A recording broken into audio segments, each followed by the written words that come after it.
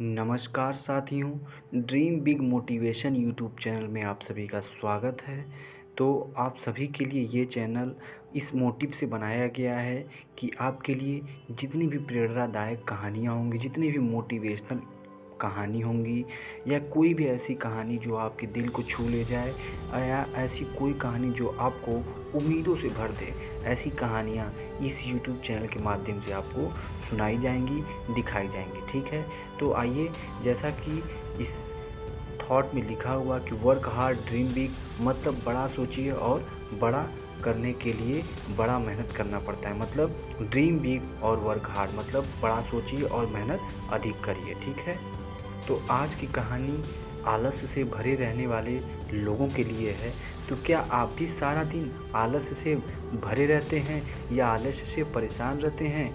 सारा आलस्य दूर कर देगी ये बेहतरीन कहानी।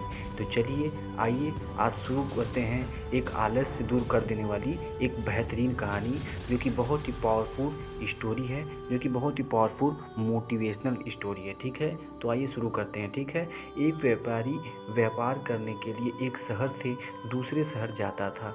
बीच में रेगिस्तान का कुछ इलाका पड़ता था। वह आदमी एक निगेटिव सोच वाला इंसान था। हमेशा शिकायत करता रहता था कि मेरे पास ये नहीं है, वो नहीं है, इसकी कमी है, उसकी कमी है। तो एक दिन वह रेगिस्तान में से गुजर रहा था, तभी उसकी पानी की बोतल खाली हो जाती है।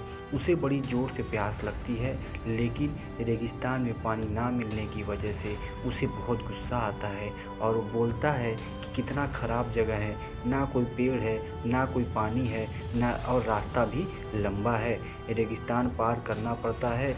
तभी आसमान की तरफ देखकर कहता है कि भगवान, यह कैसी जगह बना दी आपने। अगर मेरे पास में बहुत सारा पानी होता, बहुत सारे संसाधन होते, तो इस जगह पर हरियाली कर देता, बहुत सारा पेड़ लगा देता। वो आदमी ऊपर देखकर ये सब बातें कह रहा होता है। ऐसा लग रहा है कि जैसे ऊपर वाले से जवाब की प्रतीक्षा कर रहा हो और कर रहा हो कि भगवान कुछ कह दे। अब चमत्कार ये हुआ कि वह जैसे ही नीचे देखा, उसे अपनी आँखों के सामने कुआँ दिखाई दिया। वह पूरी तरह से घबरा गया, क्योंकि उसने कभी भी रेगिस्तान में कुआँ नहीं देखा था। वह कुएं के पास पहुंचा और देखा कि कुआँ पूरी तरह से पानी से भरा हुआ था, परंतु वह आदमी निगेटिव सोच वाला था और हमेशा शिकायत करता रहता था। और फिर से आसमान की तरफ देखते हुए बोला कि भगवान, पानी से भरा हुआ कुआँ तो दे दिया, लेकिन पानी निकालूंगा कैसे? तो इस बार जब वह नीचे देखा तो वह फिर से चमत्कार हुआ। उसे कुएं के पास रस्सी और बाल्टी दिखाई दी, लेकिन आदमी फिर से ऊपर देखा और बोला, भगवान, अब इस पानी को ले जाऊंगा कैसे? तभी उसको एहसास हुआ जैसे उसके पीछे कोई है। वह पीछे मुड़कर देखा तो एक ऊँट खड़ा हुआ होता है। वह पूरी तरह से घबरा गया और सोचने लगा कि ये तो सच में होने लग रहा है। मैं बातों बातों में कह तो दिया, अब मुझे यहाँ हरियाली करनी पड़ेगी और पेड़ लगाने की जिम्मेदारी लेनी पड़ेगी। तो आदमी को पानी से भरा हुआ कुआँ मिल गया, बाल्टी मिल गई और रस्सी भी मिल गई, पानी को ले जाने के लिए ऊँट भी मिल गया, सब कुछ मिल गया। अब वह आदमी सोच रहा था कि मैं बातों बातों में क्या बोल दिया, यह तो गड़बड़ हो गया।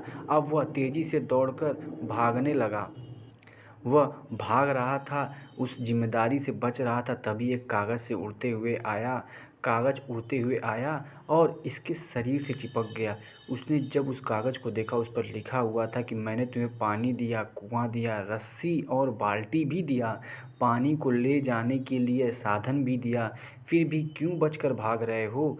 तो उस आदमी को लगा कि मेरे साथ पता नहीं क्या हो रहा है। वह दौड़ते दौड़ते रेगिस्तान को पार कर लिया, लेकिन उस रेगिस्तान को हरा भरा नहीं बनाया। यह कहानी हमें यह सिखाती है कि हम में से बहुत सारे लोग ये कहते हैं कि बड़े स्कूल में पढ़ लिया होता या बड़े कॉलेज में चला गया होता तो ये कर लेता, वो कर लेता। अगर मेरे पास बहुत सारे संसाधन होते, बहुत सारा पैसा होता तो ये कर लेता।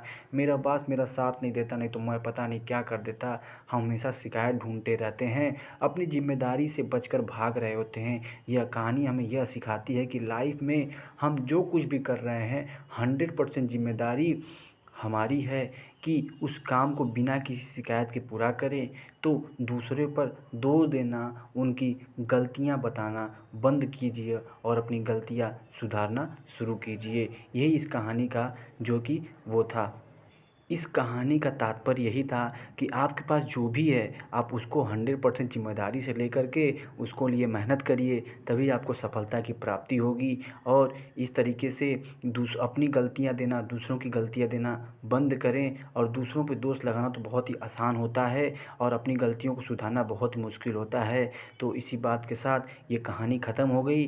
तो आपको बताते हैं कि इसी तरह बेहतरीन और प्रेरणादायक कहानी सुनने के लिए और मोटिवेशन कहानियों के लिए सब्सक्राइब करें dream big motivation YouTube channel को। Thank you so much.